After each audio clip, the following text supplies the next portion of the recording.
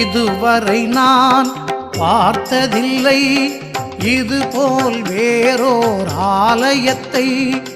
இதுவரை நான் பார்த்ததில்லை இதுபோல் வேறோர் ஆலயத்தை.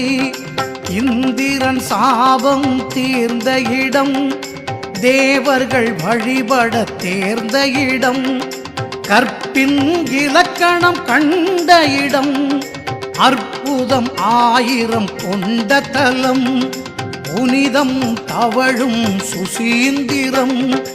இதுவரை நான் பார்த்ததில்லை இதுபோல் வேறோர் ஆலயத்தை.